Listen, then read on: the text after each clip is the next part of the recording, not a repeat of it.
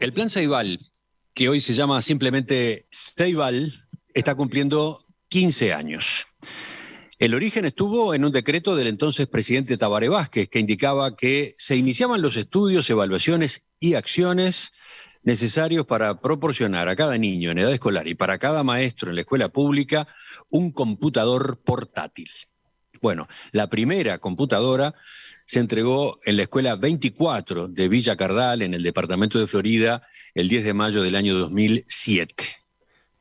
Se eligió aquella localidad para que todos los niños del pueblo tuvieran una máquina, algo necesario para el plan piloto, que incluía 200 artefactos de aquellos llamados XO.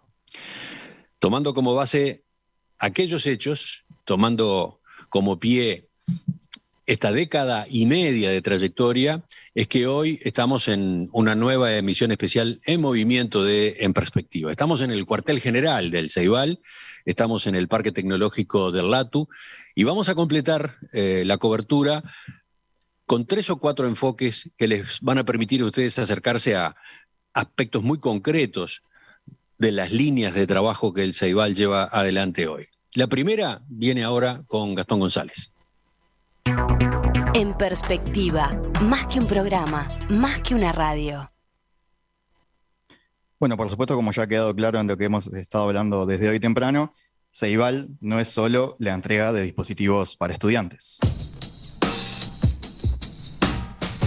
Por un lado están las plataformas educativas que ofrece, la más conocida de las cuales quizás es CREA. Por el otro lado, los programas educativos. Está Ceibal en inglés, por el que se logra que aprenda este idioma el 100% de los niños del país. Ceilab, con el que se busca aprender haciendo. Pensamiento computacional, que forma parte de la próxima reforma curricular que se está empezando a discutir. Así que vamos a profundizar en estos aspectos con 2 personas. Primero, saludo a Mariana Montaldo, quien es enlace institucional en Plan Ceibal, maestra, magíster en educación bilingüe y multiculturalismo. Mariana, ¿qué tal? Hola, muchas gracias. Bienvenidos. Y también estamos con Ana Laura Pérez, que es coordinadora de territorio de pensamiento computacional, profesora por el IPA, magíster en tecnología educativa. ¿Qué tal, Ana? Hola, buenos días. Muchas gracias. Empiezo preguntándote a ti, Mariana, para conocer un poco más de Ceibal en inglés. Yo ya adelantaba que lo que se hace es llegar a la posibilidad por lo menos de llegar a todos los niños del país, que era como un embudo que había, ¿no? Exacto, sí, Ceibal en inglés surge hace ya muchos años, en el 2014, como solución a un problema que era la falta de docentes de inglés presencial en todo el país. Desde el 2008, inglés es una asignatura del currículum obligatoria en primaria, pero no había docentes para completar los cargos necesarios para cubrir todos los grupos de inglés en el país. Entonces, se diseña este modelo, que es un modelo innovador que no se había hecho hasta entonces con niños de educación primaria, donde de cuarto a sexto año, donde no hay docente presencial, Ceibal en inglés manda un profesor, pero no lo manda presencialmente, sino que da clases a través de videoconferencias, una vez a la semana, con un sistema de videoconferencia que instala Ceibal en las escuelas, y hace que los niños tengan una vez por semana clase de inglés con un profesor remoto que es especialista en lengua y 2 veces más a la semana trabaja con el docente de aula en actividades propuestas en la plataforma CREA. El docente de aula que no es profesor de inglés, pero que permite el apoyo para estas tareas. Exactamente, acá la dupla pedagógica, el docente de aula hace que facilita el tiempo para que los estudiantes puedan trabajar en la plataforma y durante la clase remota también facilita lo que es el manejo de aula, el trabajo en equipos, la comunicación. Entonces es una dupla que trabaja codo a codo, uno que es experto en inglés y otro que trabaja con el manejo de aula. Algo que es interesante es que ahora estamos súper acostumbrados a las clases por videoconferencia, pero en realidad Ceibal en inglés lo empieza a utilizar antes de la pandemia, ¿no? Sí, exacto, como te decía, hace muchísimos años ya es pionero en esta modalidad, sobre todo con niños pequeños. Las clases por teleconferencia en ámbitos universitarios en otros países eran bastante corrientes, pero en Uruguay no lo eran, y menos con niños de cuarto a sexto año, que es la cobertura de Ceibal en inglés. Comenzamos con pocos grupos, con un piloto, y bueno, luego se fue expandiendo y cubrimos casi el 80% de las clases de inglés a día de hoy en todo el país. O sea, casi el 80% de todas las clases de inglés se dan por esta vía, con profesor remoto en esta modalidad. Exacto. Donde no hay profesor presencial de inglés, Ceibal en inglés brinda su programa. Bien, pasemos a charlar un poco también sobre Ceilab, que es donde estamos ahora, ¿no? Estamos parados adentro de Ceilab. No es lo único que hay de Ceilab, ¿verdad? Me dirás cuántos son, pero varias escuelas del interior tienen como su propia aula, ¿no?, de Ceilab. Sí, los CEILAB son, bueno, como pueden ver, espacios de aprendizaje que invitan a la colaboración y al aprender haciendo, ya sea desde el mobiliario que permite trabajar colaborativamente, hasta la tecnología que se utiliza para hacer o diseñar un proyecto que resuelva determinado problema del entorno, de la escuela, del centro educativo.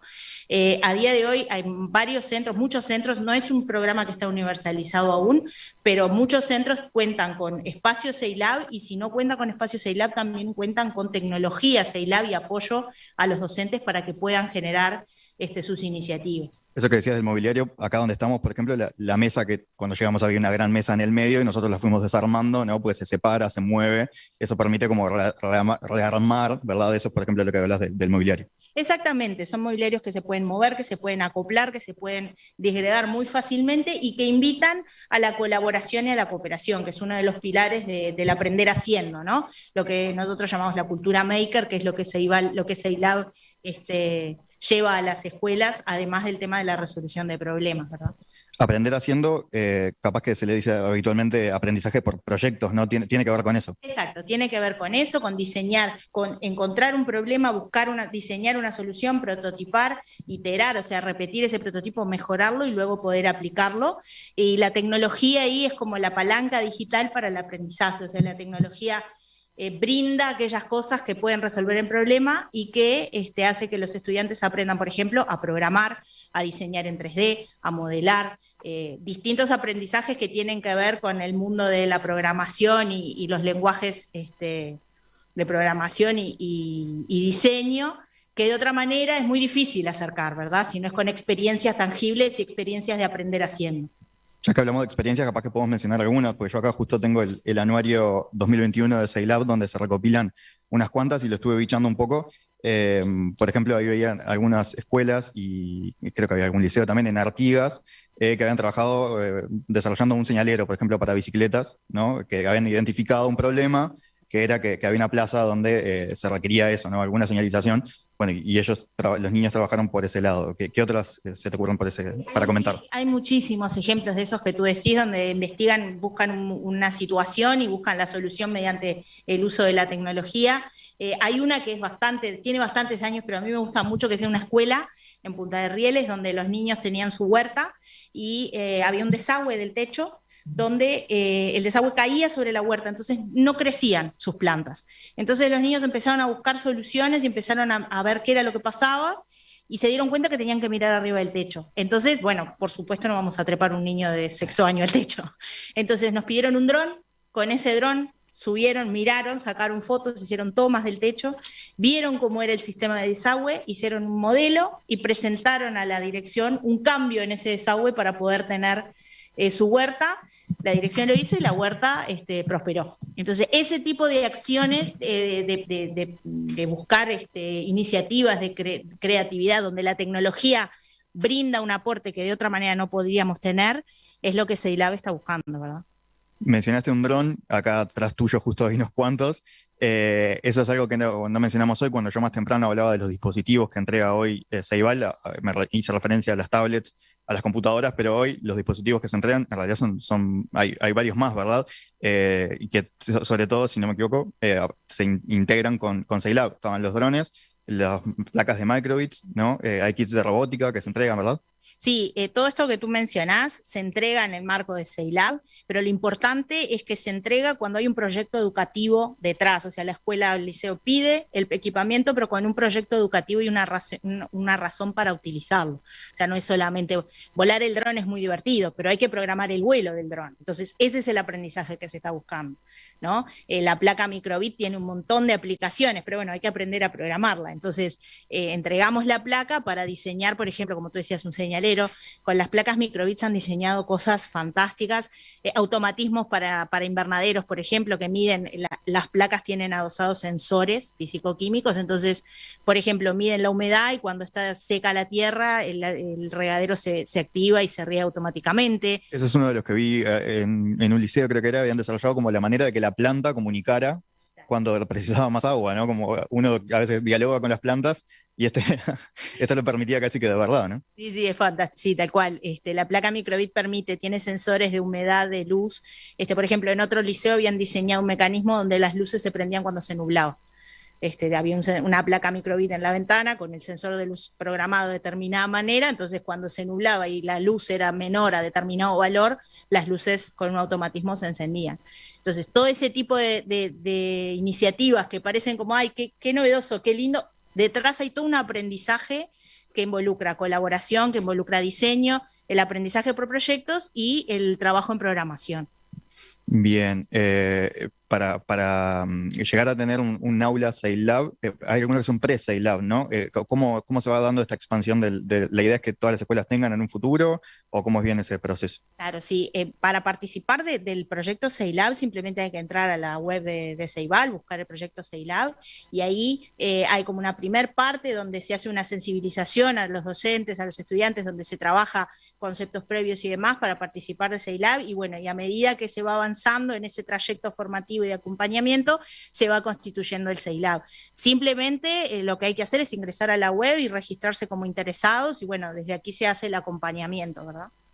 Bien, ahora paso con Ana Laura para hablar un poco de pensamiento computacional, que si bien es algo que hemos tomado alguna vez en el programa, lo primero que hay que hacer es refrescar el concepto, ¿no? ¿Qué es esto de pensamiento computacional? Bien, bueno, es un concepto que todavía no está cerrado del todo, sino que a nivel mundial también se sigue discutiendo y conversando. El pensamiento computacional implica un conjunto de habilidades y competencias, ¿sí? Que me van a ayudar a resolver problemas, pero utilizando el lenguaje de la programación y toda la potencialidad de la tecnología. Un poco traigo lo que decía Mariana recién. Bueno, yo no es simplemente utilizar la placa como un fin en sí mismo, ¿no? Sino verle ese potencial para que sea un medio que me lleve a pensar soluciones para problemas de la vida real. Bien, o sea, está bueno como todos estos programas tienen que ver con eso, ¿no? Como con la aplicación práctica, ¿no? Resolver problemas y bueno, vamos a buscar cómo hacerlo a través de estos mecanismos. Yo decía en la introducción que esto tenía que ver con la reforma curricular porque es una de las 10 competencias que se marcó el gobierno en este primer documento, ¿no? Ahí aparece desarrollar el pensamiento computacional. Quizás podemos pensar, te pido algunos ejemplos de cómo serían estas bajadas a tierra, ¿no? Para explicar un poco mejor el concepto. Bien, perfecto. Te cuento como breve introducción, nosotros el pensamiento computacional como proyecto en Ceibal lo estamos trabajando, arrancamos con un piloto en el 2017, entonces bueno, ya venimos con unos cuantos años de implementación, entonces esto también nos permite poder dialogar y conversar con la ANEP en esta transformación educativa para también tomar esa experiencia que ya están haciendo los docentes, que no es algo totalmente nuevo, sino que bueno, que hay muchos docentes, actualmente estamos en el 62% de las escuelas urbanas del país, o sea, hay 50.000 niños que en este momento están teniendo pensamiento computacional. Entonces, bueno, aprovechar como todo ese potencial. Nosotros, desde Plan Ceibal, los docentes que se suman, que es a nivel voluntario, también, como Ceibal en inglés, tenemos cuarto, quinto y sexto, y tenemos propuestas pedagógicas, que estos son los proyectos concretos que vos planteabas. Entonces, en esas propuestas pedagógicas se integra contenidos de las áreas de conocimiento, los que están en el currículum de cuarto, de primaria, de quinto y de sexto, con diferentes recursos. Entonces, por ejemplo, tenemos uno con placa microbit, que le llamamos microgym, donde ponen en un juego contenidos matemáticos y de educación física en conjunto con la placa. Entonces, los estudiantes van pensando distintas soluciones, algunos generan un contador de pasos, de saltos, para educación física, para hacer determinado ejercicio, bueno, cómo podemos utilizar esa tecnología para poder contabilizar, no sé si yo me acuerdo en secundaria cuando yo iba, estaba el profesor contando la cantidad de vueltas, bueno, quizás ahora hay un dispositivo que pueda hacerlo, ¿no? Y ayudar a ese profesor de educación física. Entonces, Y que no los haga correr de más tampoco. Exacto, totalmente. Podríamos tener cada uno su placa y correr lo suficiente, lo necesario y suficiente. Entonces, bueno, el pensamiento computacional tiene que ver con eso, ¿no? Es una competencia transversal en el que se van a involucrar tanto estas habilidades y estos conocimientos más desde la ciencia de la computación y los conocimientos también de las distintas áreas y asignaturas. Decimos pensamiento computacional, ciencia de la computación, pero en realidad de los grupos que están trabajando con pensamiento computacional, que eso no lo dijimos, pero cuando empezaron eran unos 50, ¿no? Y ahora son más de 2000. Exacto, en este momento tenemos 2.514 grupos de cuarto, quinto y sexto de primaria, que es el foco como que ha hecho Ceibal en este tiempo. Y ahora también estamos, bueno, a pedido y a interés de los propios docentes, expandiéndonos, digamos, tanto hacia las edades más grandes, en educación media, estamos con 2 proyectos. Uno que le llamamos PC más Mat, que involucra matemática y pensamiento computacional, y otro de inteligencia artificial. Y también estamos, bueno, pensando algún piloto también para como el primer ciclo y nivel inicial de primaria. Pero bueno, en todos estos grupos lo que quería plantear es que las disciplinas, los profesores que piden o que se conectan con esta parte de Ceibal, son de todo tipo de disciplinas, ¿no? Hay incluso no solo son, uno podría decir, bueno, matemática, pero no, hay incluso, por ejemplo, profesores de historia o de sociología, ¿verdad? Totalmente. Tendemos a hacer como esta asociación primera, ¿no? Como los profesores de ciencia o de matemática, porque claramente hay un montón de habilidades, sobre todo el pensamiento algorítmico, que tiene mucho que ver con lo que vamos trabajando en matemática, pero te cuento ahora como hemos comenzado este lunes con el proyecto de inteligencia artificial y tenemos docentes de música, de sociología, de historia, de química, un montón de informática, claramente, porque están súper interesados, pero es sumamente diverso, porque algo que planteamos desde Ceibal es que uno no tiene por qué tener los conocimientos técnicos, ¿no? De los dispositivos, de la tecnología. Los profesores, decimos. Los profesores, exactamente. Incluso en cuarto, quinto y sexto utilizamos el mismo modelo que les explicaba Mariana de Ceibal en inglés, donde tenemos un profesor remoto que tiene esos conocimientos más técnicos y de pensamiento computacional. Entonces, en primaria tienen clases de 45 minutos también por videoconferencia, en la que van trabajando con su docente de aula, pero también con su docente remoto haciendo esta dupla pedagógica que mencionábamos. Y a un profesor de historia o de sociología, que quizás son las dos que se me ocurren como las que uno menos asociaría, ¿no? ¿Cómo pueden poner en práctica hacer un proyecto a través de pensamiento computacional? ¿Cómo se vinculan las dos cosas? Bien, perfecto. En realidad, algo que esto lo ven también todos los sistemas educativos en el mundo, una necesidad, una falta que estamos teniendo es la formación de los docentes. Entonces, en ese sentido, lo que planteamos desde Ceibal es, nosotros planteamos un trayecto formativo en el que el docente se integra como estudiante, como participante, y tiene una parte teórica en la que va a ir aprendiendo, ¿no? Bueno, de qué, por ejemplo, la inteligencia artificial, qué implica la inteligencia artificial, los aspectos más técnicos, también recursos como el que utilizamos nosotros, que es Teachable Machine. Y después tiene una parte de implementación en la que tenemos un equipo de territorio que va acompañando esa implementación en los docentes. Entonces, nos ha pasado de docentes que saben de Scratch, de inteligencia artificial, y se animan solos, pero también de docentes que nos dicen, bueno, necesitamos un taller para que puedas venir. Entonces, ahí también siempre vamos construyendo en comunidad. Vamos buscando, tanto en el equipo de Ceibal, pero en el equipo también propio de los centros educativos. Por ejemplo, en esta propuesta que te contaba hoy de inteligencia artificial, en este curso, nosotros los invitamos a participar en dupla docente, ¿no? Para potenciarnos entre nosotros como comunidad educativa. Porque capaz que el conocimiento que yo no tengo, sí lo tiene mi compañero en el mismo centro en el que estoy.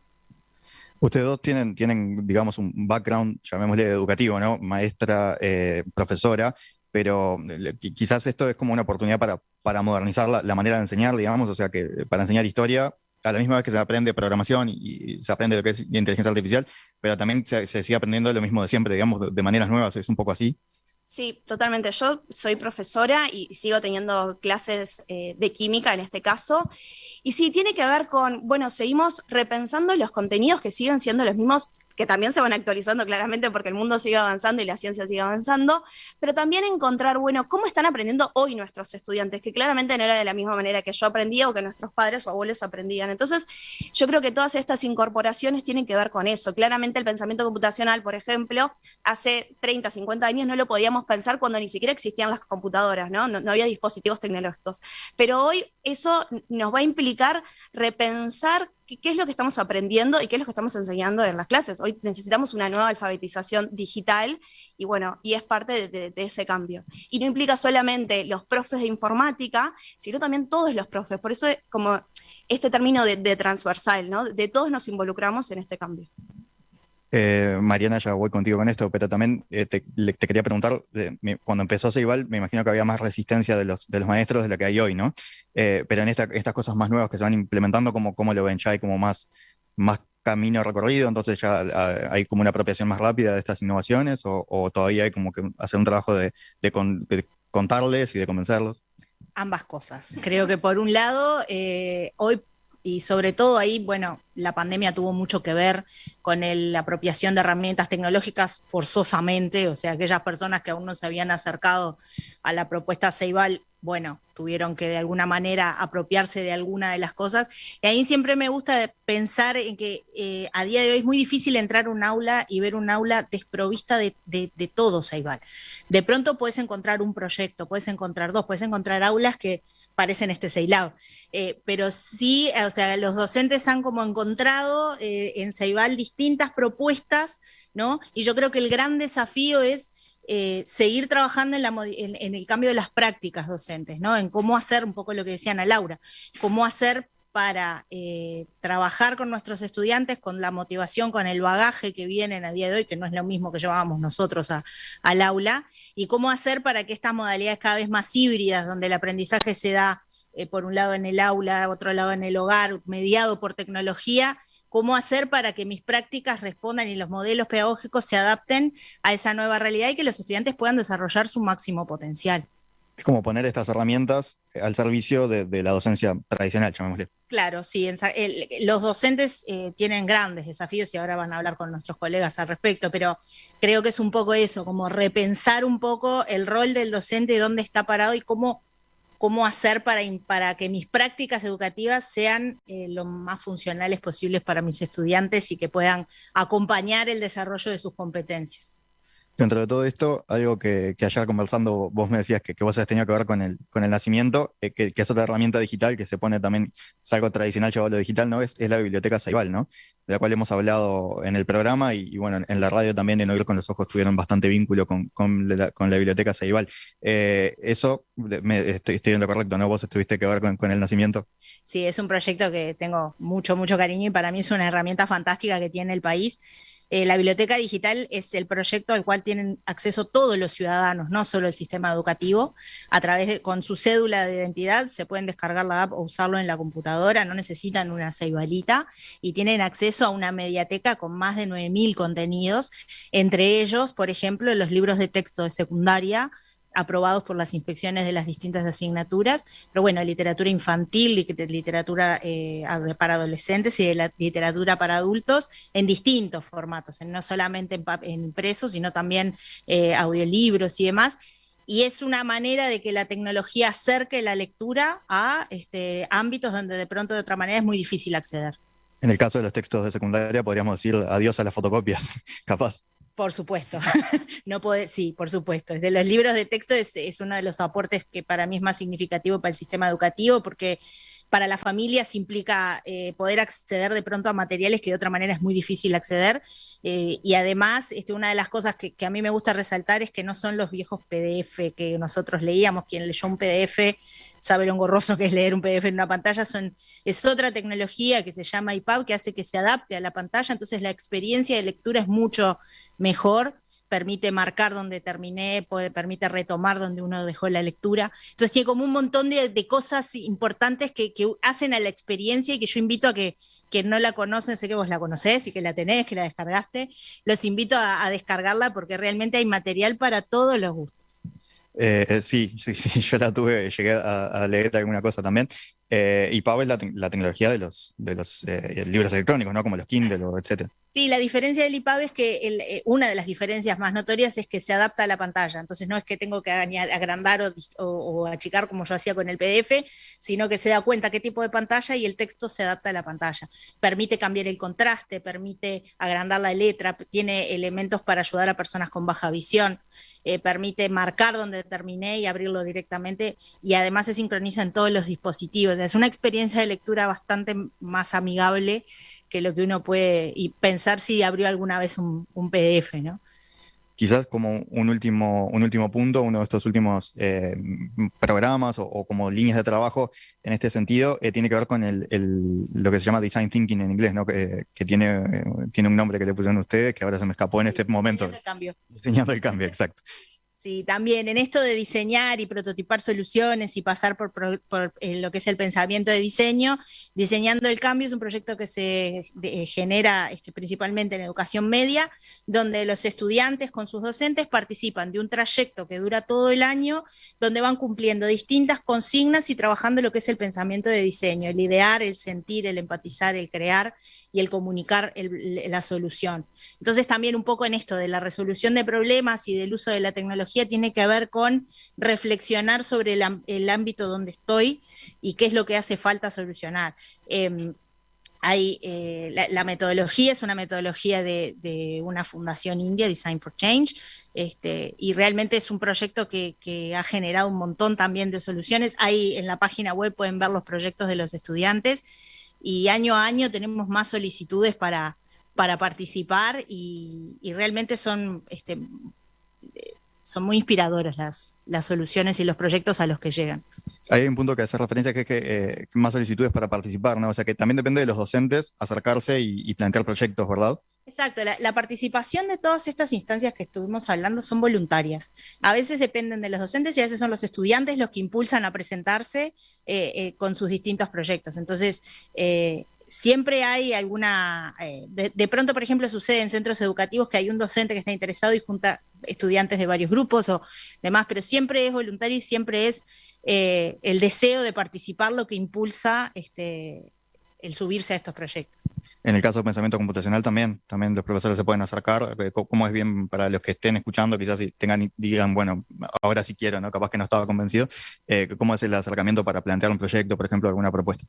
Bien, en sí nosotros abrimos inscripciones todos los años, entonces se pueden sumar todos los docentes, claramente en esta ocasión es cuarto, quinto y sexto de primaria para esta modalidad que te comentábamos hoy, y bueno, en secundaria, en media tenemos pensamiento computacional y matemática para profesores de primero de liceo, que también se pueden inscribir voluntariamente, que son profes de matemática, y inteligencia artificial, todos los docentes que deseen, de la asignatura que deseen, como conversábamos, de educación media básica. Y tiene esto también, que ahora lo mencionaban, como efecto contagio, esto que preguntabas vos, ¿no? De si había resistencia, pero lo que yo he visto en mi experiencia en Ceibal en todos estos años es esto de, bueno, hay un docente, pero ese docente ha ido generando como este efecto contagio en esa comunidad y cada vez son más. Entonces, eso lo vemos este año increíblemente en los números de pensamiento computacional. Hemos crecido no tanto en centros educativos, sino en grupos, porque bueno, realmente el efecto contagio de interés y de los propios estudiantes que van pidiendo tener nuevamente el pensamiento computacional es grande. Mariana Montaldo, enlace institucional de Plan Ceibal, maestra, Ana Laura Pérez, profesora, coordinadora de territorio de pensamiento computacional acá en Ceibal. Muchísimas gracias a ambas por estos minutos esta mañana.